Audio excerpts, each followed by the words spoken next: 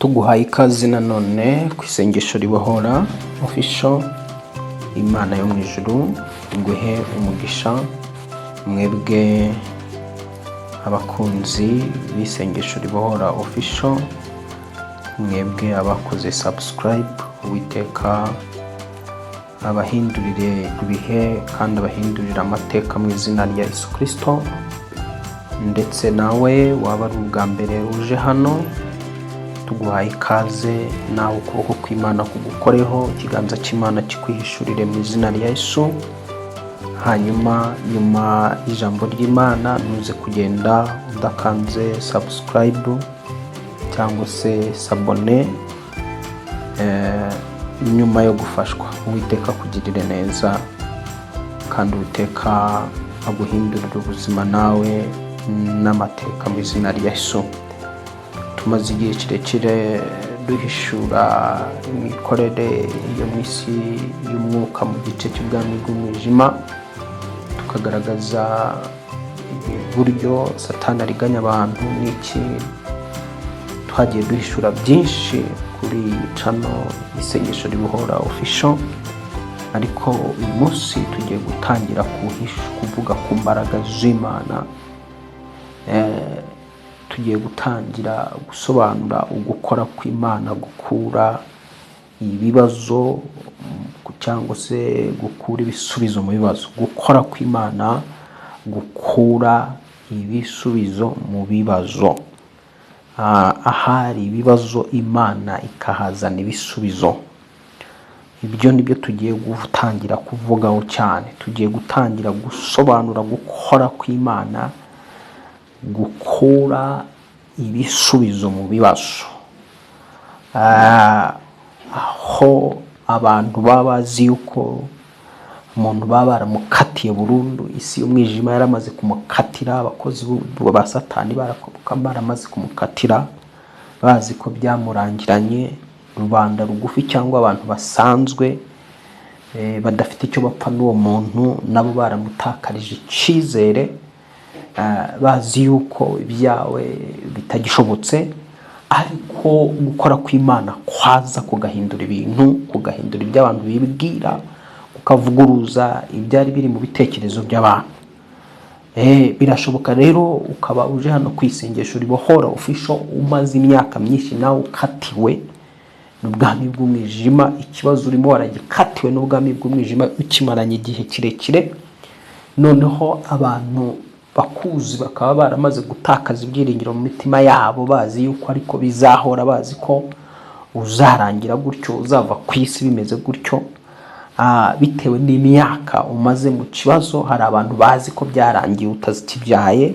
Bitewe n'imyaka umaze mu kibazo, hari abantu bazi yuko ubwo burwayi utabukira. Bitewe n'imyaka bazi ubumaranye, hari abantu bazi yuko bitewe n'ubukene n'imyaka umaze mu bukene ukaba waranabuvucemo, bazi yuko byarangiye utabusohokamo.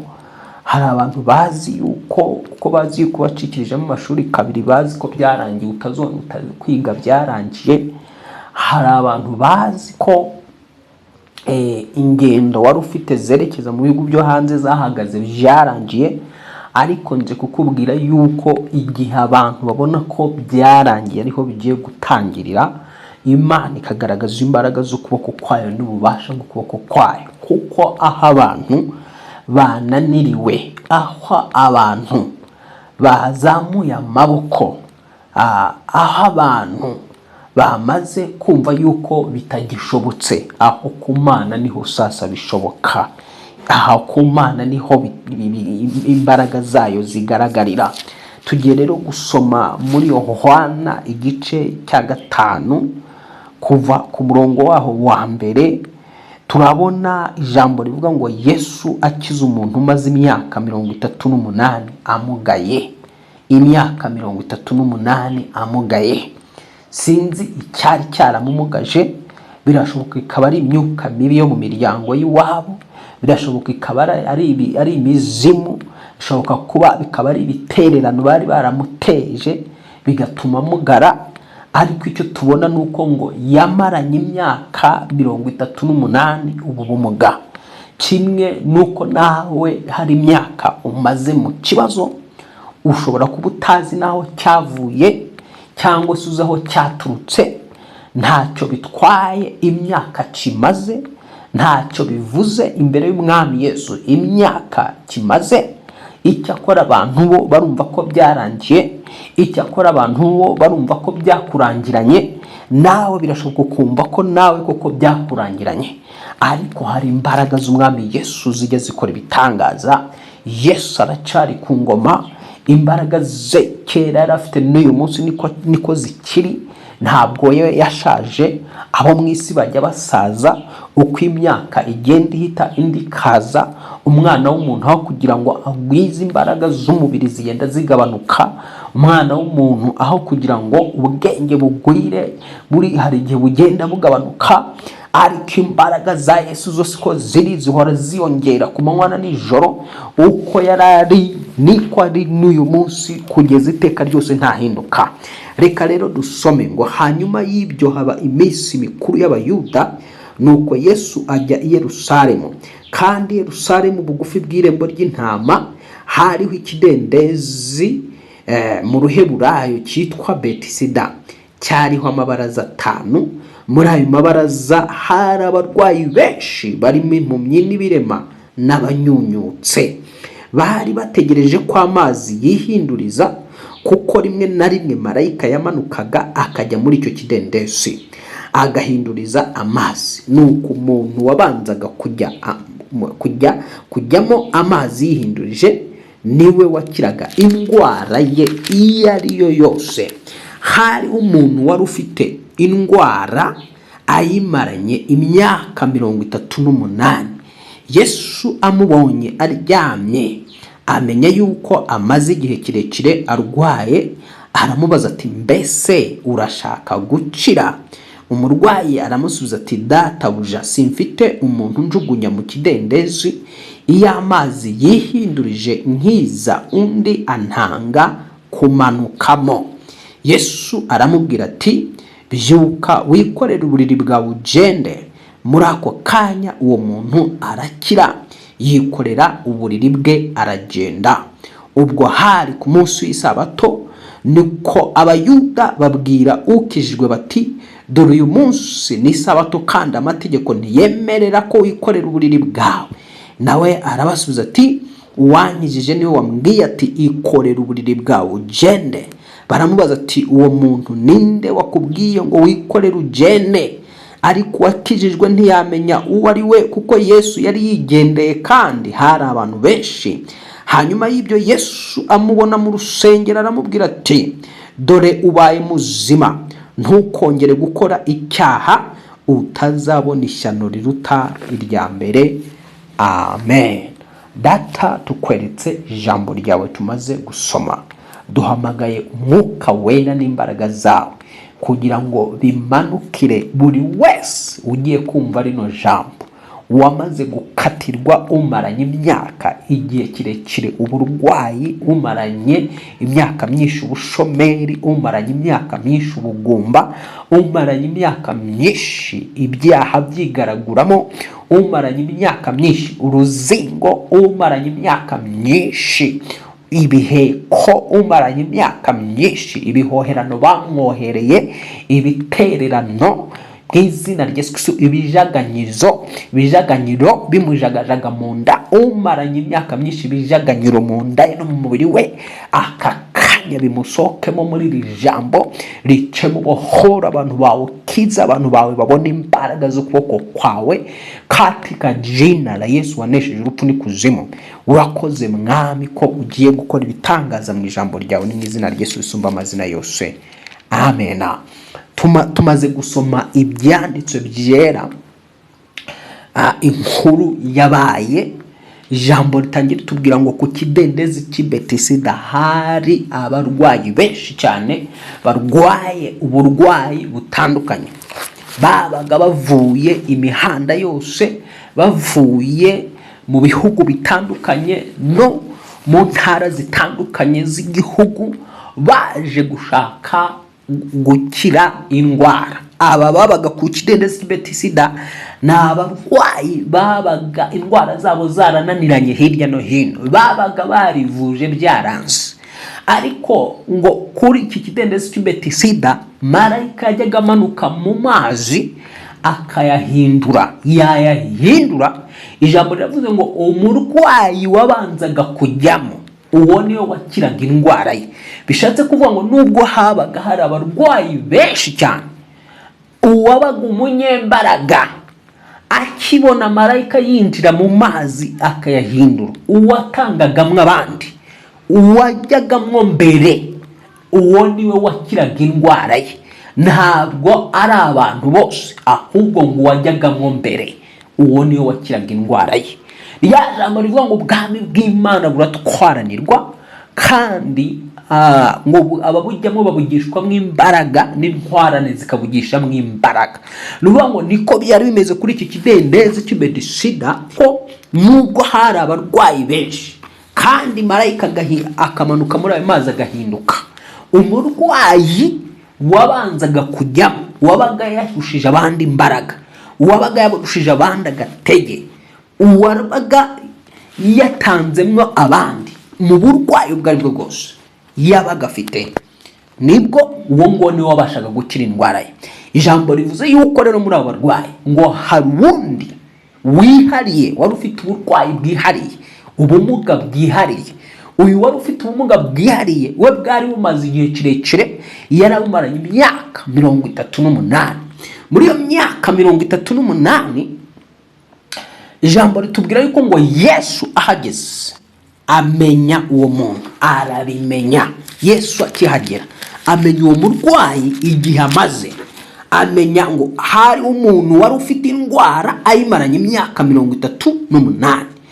Yesu amubonye aryamye amenya yuko amaze igihe kirekire arwaye. Yesu amubonye aryamye amenya yuko amaze igihe kirekire arwaye. Rero nkubwire ngo nubwo bimeze gutyo, Yesu arabizi ko umaze igihe kirekire uri umushomeri. Yesu Kristo arabizi yuko umaze igihe kirekire uri imfubyi. Yesu Kristo arabizi yuko umaze igihe kirekire uri mu mwenda wa banka.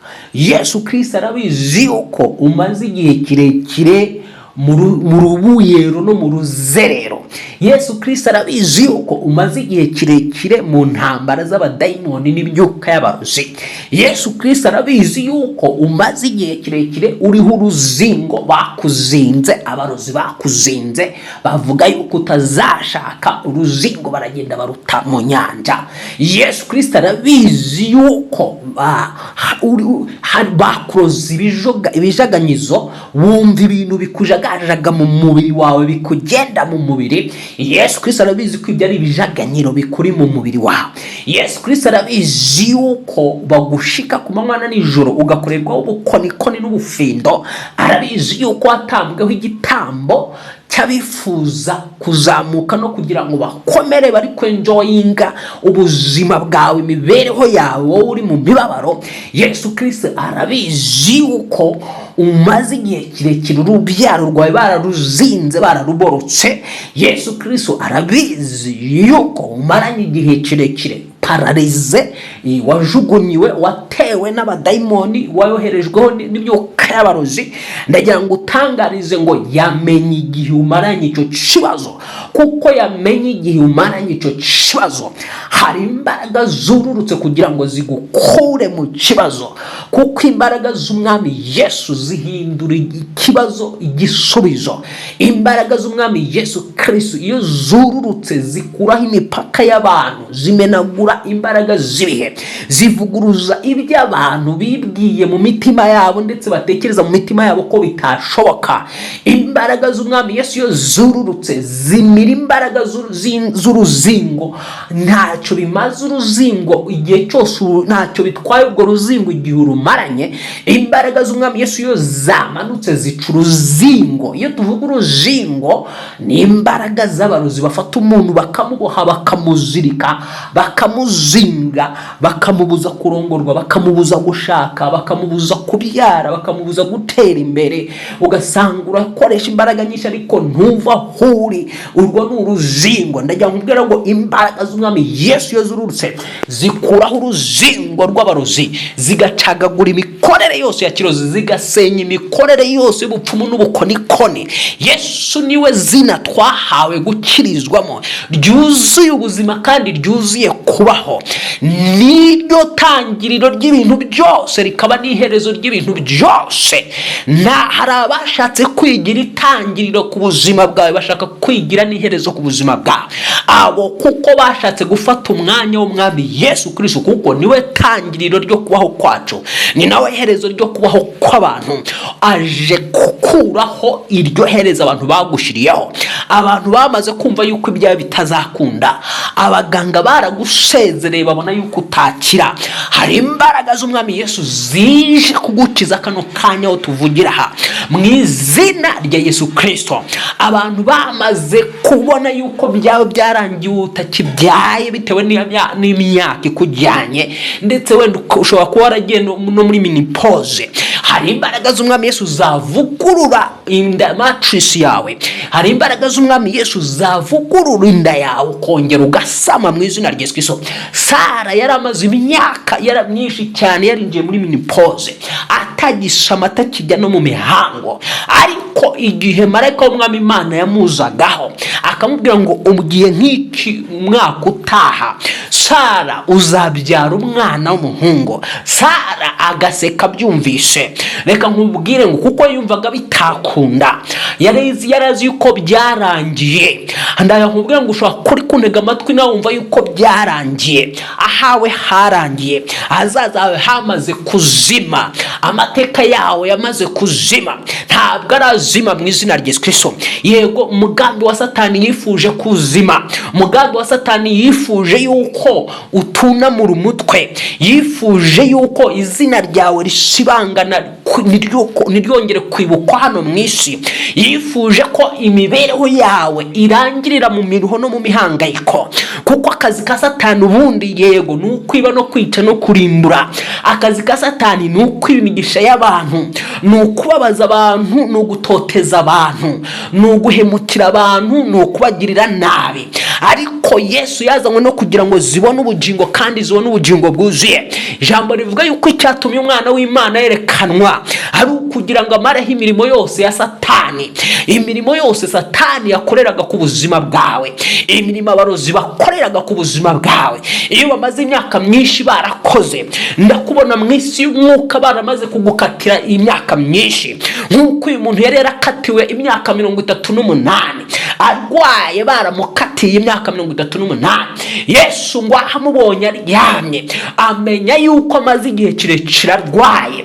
Yesu yamaze kumenya yuko umaze igihe kirekire ubabaye. Yesu yamaze kumenya ko umaze igihe kirekire ufite intimba. Yamenye yuko umaze igihe kirekire ufite agahinda. Yamenye yuko umaze igihe kirekire urarira amarira wiyorosa yandi. Yamaze kumenya yuko umaze igihe kirekire wacanganyiciwe. Amaze kumenya yuko ufite stroke. Yamaze kumenya yuko umaze igihe kirekire udasinzira.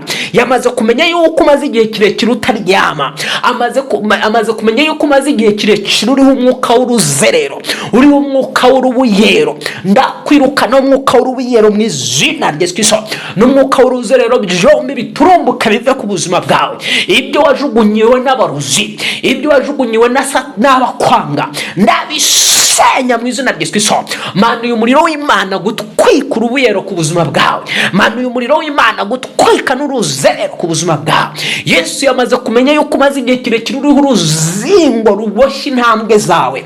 Abantu bavuze yuko ntacyo uzimarira, ntacyo uzigezaho, kandi koko iyo bakureba imyaka umaze kwisi, ugeze mu myaka muri 40, ntacyo urageraho kizima gifatika, ntacyo urageraho kizima kigaragara.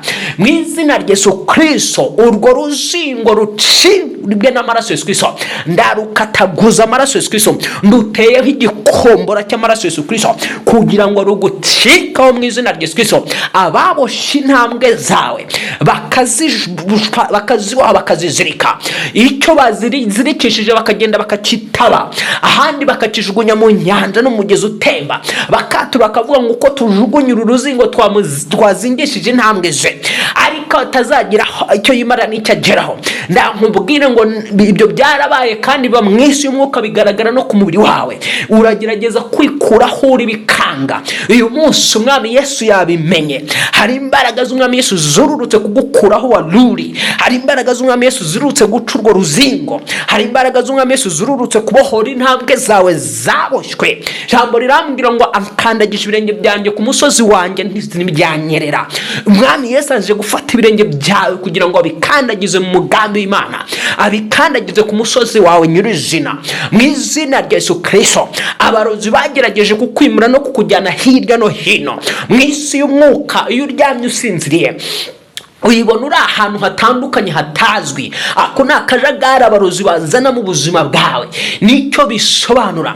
Ni abarozi bashaka kugira ngo bagucangacange ube nyamurya nino, hanyuma ibisubizo byawe bijye biza bibusane nawe, uzarangire mu buzima bwawe, buzarangire gutyo mu rubuyero no mu ruzerero. Ndakatagura imbaraga z'uruzerero n'umwuka w'uruzerero wajugunyiwe, wowe watongerewe ukakuboha. Mana, umuriro w'Imana kuwutwika mu izina rya Yesu. Yewe mwuka w'urubuyero, wowe ubungagiza uno muntu, ubungagiza intekerezo ze n'umutima we. Ntiwemera ko umutima utinda mu byizerwa. Ntiwemera ko uyu muntu atinda yumva iby'Imana. Ntiwemera ko uyu muntu atindana n'Imana asenga. Yewe mwuka w'urubuyero, uzerereza umuntu mu gusenga, uzerereza umuntu mu byiringiro, utemera ko ashikama. Ndakuvuma ndagutwika. Rekura ubugingo bw'uyu mugore, rekura ubugingo bw'uyu mugabo, rekura ubugingo bw'uyu musore, nkujugunyaho igikombora cy'amaraso Yesu Kristo. Yewe mwuka wa kirozi we, rekura uruhunge ubuzima bw'uyu mugore, rekura ubuzima bw'uyu mugabo uri kunyumva, rekura ubuzima bw'uyu mukobwa uri kunyumva. Sekiria horia ndururutse umuriro w'Imana, ndururutse imbaraga z'Imana zimira ibibazo by'abantu, ndururutse imbaraga z'Imana zisenya imbaraga z'ubupfumu n'ubukonikoni, ndururutse imbaraga z'Imana zisenya imbaraga z'uruzingo, ndururutse imbaraga z'Imana zisenya imbaraga z'ibiheko, ndururutse imbaraga z'Imana zisenya imbaraga z'ibijaganyiro, ndururutse imbaraga z'Imana zizingura umuntu maze igihe kirekire azinzwe, ndururutse imbaraga z'Imana zikubita imyuka iteza ubuhumyi bw'umutima n'ubugingo mu izina rya Yesu. Acira guhumuka mu izina rya Yesu, acira guhumuka. Hari imbaraga z'umwami Yesu Kristo zururukiye kuri iki gicaniro cy'isengesho ribohora, kugira ngo zikuvane icyo kibazo umaranye imyaka 38, kugira ngo zikuvane icyo kibazo umaranye imyaka 10, zikuvane icyo kibazo umaranye imyaka 20, zikuvane ikibazo umaranye imyaka 10. Ikibazo cyawe ntacyo bivuze. Imana yacu rero nayo ni Imana, niyo Mana umugenga w'ibihe n'iminsi, ivugana n'iminsi kumva, ikavugana n'ibihe ikumva. N'abanyarwanda baciye umugani baravuga ngo iminsi ba myinshi gahinwa n'umunsi umwe. Hari umunsi umwe Imana ije guhagarika ibyo bibazo, ije gukamura, ije gustopinga urwo ruzerero, ije guhagarika urwo ruzerero, ije guhagarika ubwo burwayi. Ubwo burwayi bumaze igihe kirekire mu mubiri wawe, warabuvuje biranga, wangiye mu nzu z'abapfumu biranga, wagiye kwa muganga hirya no hino biranga. Ndagira ngo utangarize ko hari imbaraga z'umwami Yesu Kristo zibasha guhagarika uburwayi bugashira mu mubiri w'umuntu. Icyo usabwa ni ukwizera gusa, icyo usabwa ni ukuzamura kwizera. Yego uyu mugabo wari uri kuri iki kidendezi cy'Betisida, we amakiriro yiwe yarazi ko ari kuri icyo kidendezi gusa. Niyo mpamvu Yesu ngo yamubonye amaze kumenya ko amaze imyaka arwaye, Yesu aramubaza ngo urashaka gukira? Murwayi nawe mu kumusubizaho yagahise amusubiza ngo yahuranye nawe mubwira ati yego ndabishaka. Ahubwo yahise amubwira ati umva ye, iyo marayika amanutse muri aya mazi akihinduriza, iyo ngiye kujyamo hahita haza undi akantanga yisanga muri aya mazi.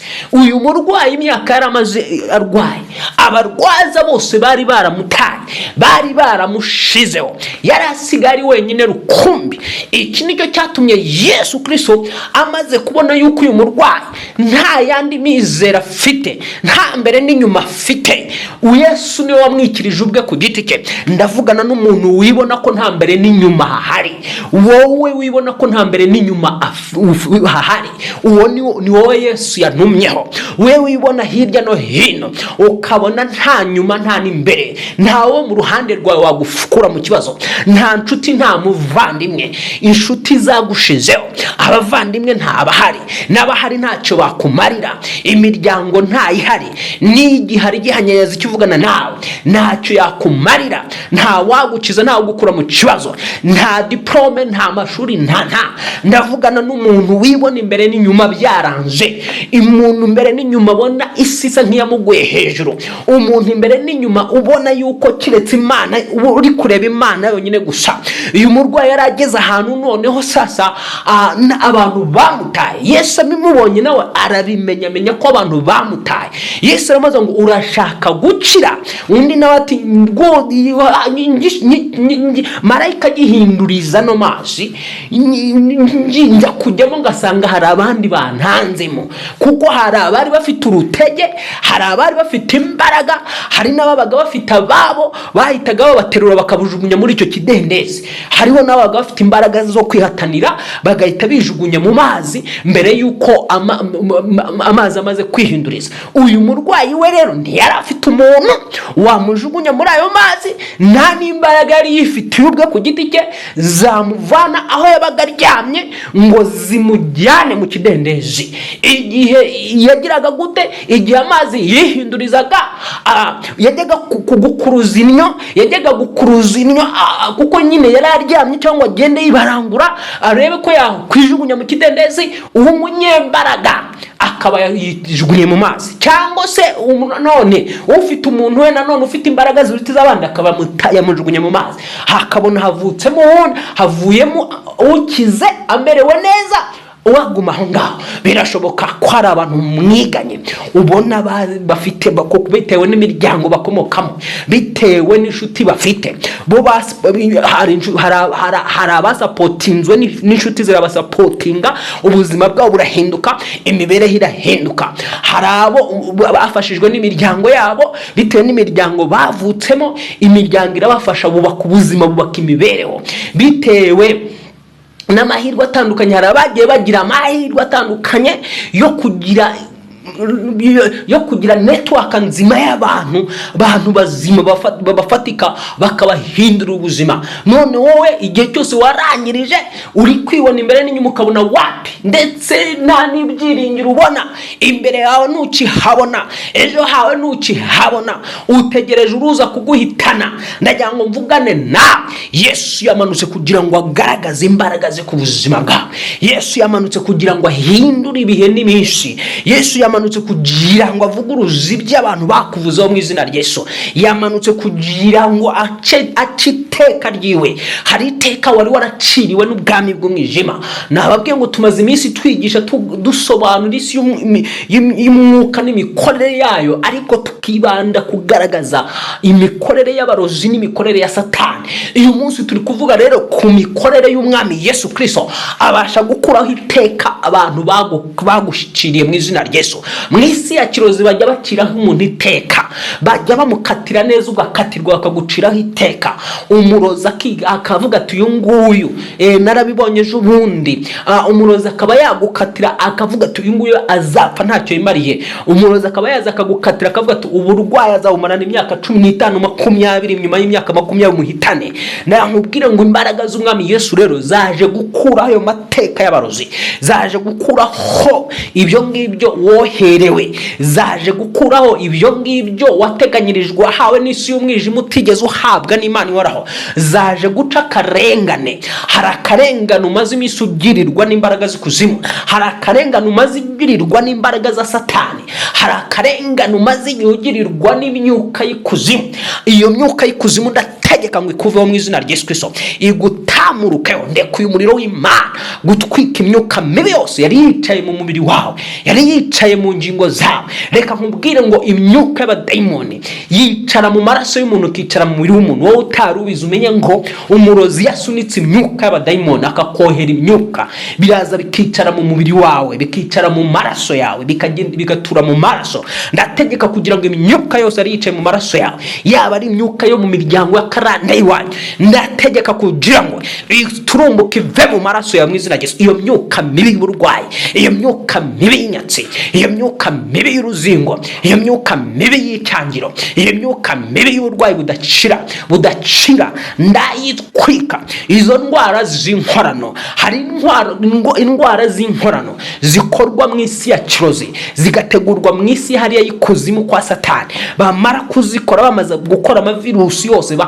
bakazizamura, bakazohereza mu isi, zikinjira mu bana b'abantu, zikinjira mu mibiri y'abantu. Izo ndwara z'inkorano rero ziri mu mubiri wawe, ndazisukaho umuriro w'Umwami Yesu Kristo, ndazimanuraho amaraso Yesu Kristo, acira kubohoka mu izina rya Yesu Kristo, acira gucira mu izina rya Yesu Kristo, acira gucira. Ikibazo cyose warumaranye igihe, uko cyaba kingana kose, uburebure bwacyo, ubugari bwacyo uko bwabungana kose, ndatura ngo ubugari bw'Imana buze bumire ubugari bw'ikibazo cyawe mu izina rya Yesu Kristo. Uburebure bw'Imana ihoraho buze bumire uburebure bw'ikibazo cyawe wari ufite, gishire uyu munsi mu izina rya Yesu Kristo, gishire uyu munsi mu izina rya Yesu Kristo. Imyaka wari warakatiwe n'ikuzimu, imyaka wari warakatiwe n'abadayimoni yo kukubabaza, imyaka y'abakababaro kawe, imyaka y'agahinda kawe, imyaka y'amarira yawe, iyo ndayihagaritse mu izina rya Yesu Kristo usumba amazina yose, mu izina rya Yesu Kristo wapfuye akazuka, mu izina rya Yesu Kristo ukinga ntihagire ukingura. Ndatura ngo aho wakingiraniwe hose, imbaraga z'Umwami Yesu zigucingurira uveyo mu izina rya Yesu Kristo.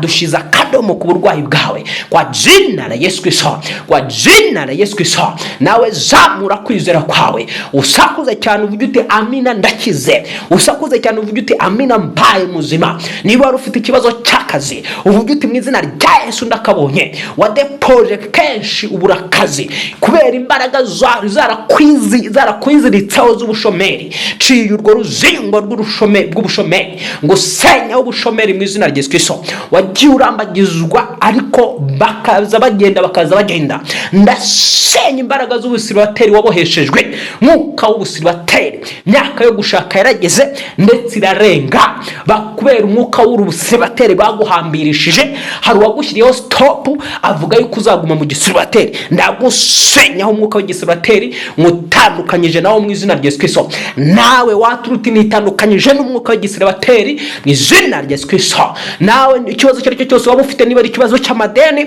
aturuti nitandukanyije n'ikibazo cy'amadeni. Amadeni narimaranye imyaka myinshi ndayahambye katika jina la Yesu Kristo. Atura, Yesu yamanutse kubohora abantu, Yesu yamazanye imbabazi zo kugirira abantu be imbabazi. Hari abantu yagirira imbabazi, abonye imyaka bamaranye ibibazo, bamaze mu ntambara, bamaze mu guhangana n'ubwami bw'umwijima. Yesu abonye igihe umaze igihe kirekire uhangana n'imyuka y'abadayimoni, agukuye iyo myuka mu izina rya Yesu, arakubohoye. Zamurira Umwami wawe cyubahiro, zamurira Umwami wawe, mubwire ngo urakoze Mwami kumuhoye.